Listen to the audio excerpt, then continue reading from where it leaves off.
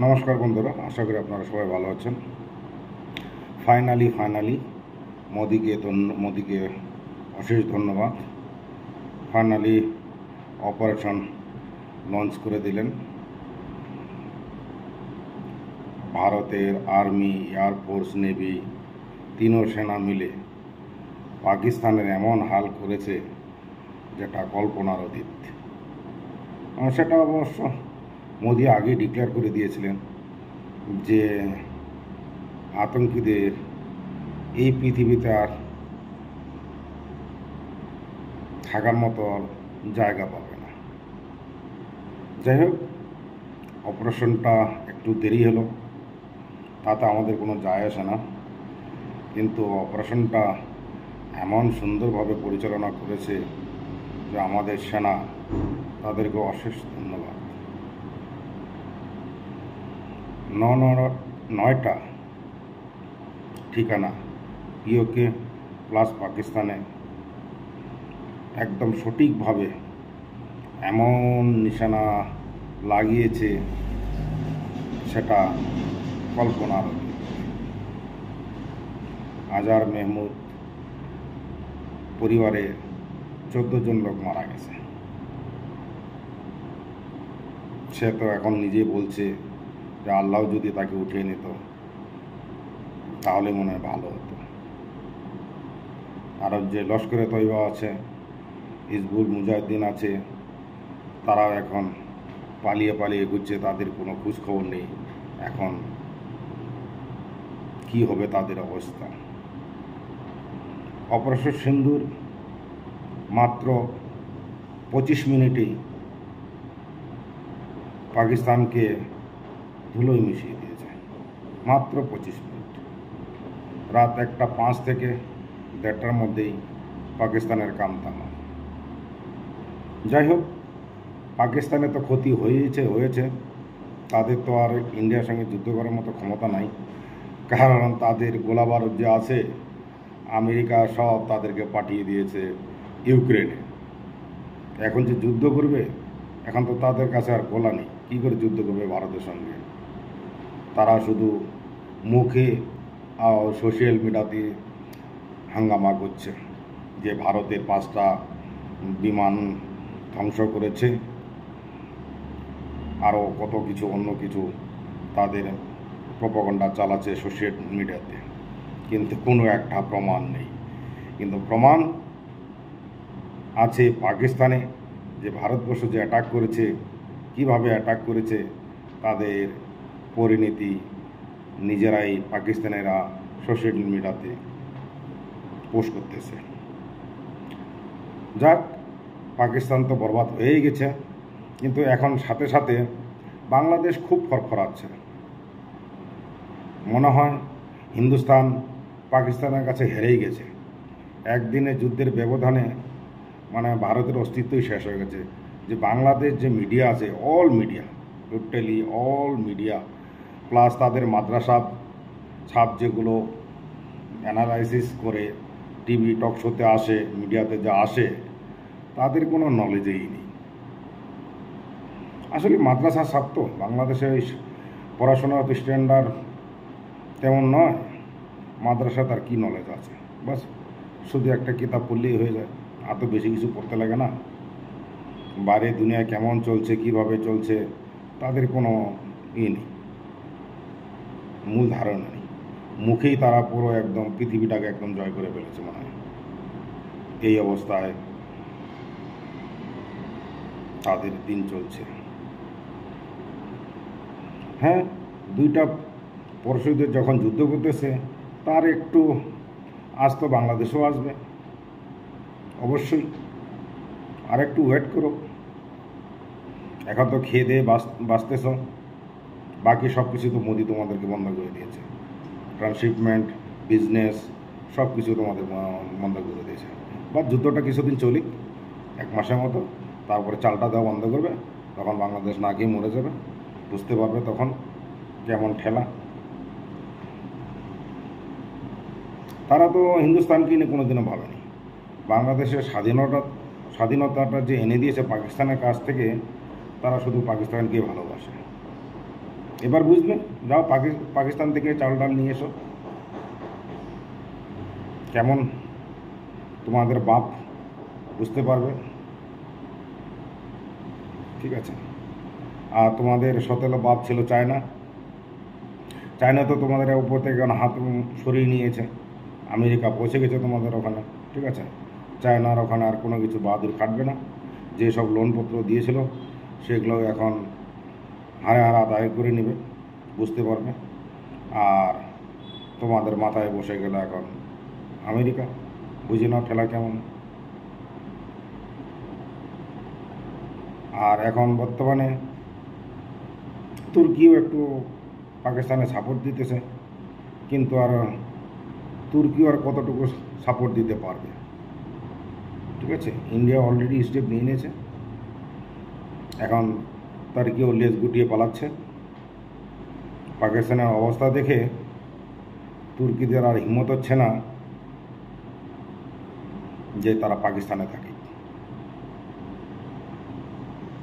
আর এখানে একটা পাকিস্তান গেম খেলার চেষ্টা করেছিল, তুর্কি থেকে যুদ্ধবিমান নিয়ে এসেছিল, সেটা হয়তো ইউজ করার জন্য। কারণ পাকিস্তানের কাছে এমন কোনো যুদ্ধ বিমান নেই যে যা নিয়ে রাতের আধারে হিন্দুস্তানকে অ্যাটাক করতে পারে। তাই তারা তুর্কি থেকে নিয়ে এসেছিল যুদ্ধ বিমান। কিন্তু যুদ্ধ বিমান যদি কোনো ক্ষতিগ্রস্ত হয়ে যায় সেটা তো তুর্কি, তো তুর্কি হচ্ছে নেটোর সদস্য। আর নেটোর সদস্য যে কোনো দেশের উপরে হামলা হলে পরে তো নেটো যে সংগঠন আছে তাদের উপর হামলা বলে ওটা স্বীকৃতি মেনে নেয় তারা। আর যে কান্ট্রি নেটোর সদস্যের উপরে হামলা করবে, নেটো সেই দেশের উপরে অ্যাটাক করে দেবে। কিন্তু ইন্ডিয়ার গোয়েন্দা এত fast, already European, America, Israel, Russia, France, Britain তাদেরকে অলরেডি মেসেজটা দিয়ে দিয়েছে। এখন অটোমেটিক্যালি তুর্কি লেজ গুটিয়ে পালাচ্ছে।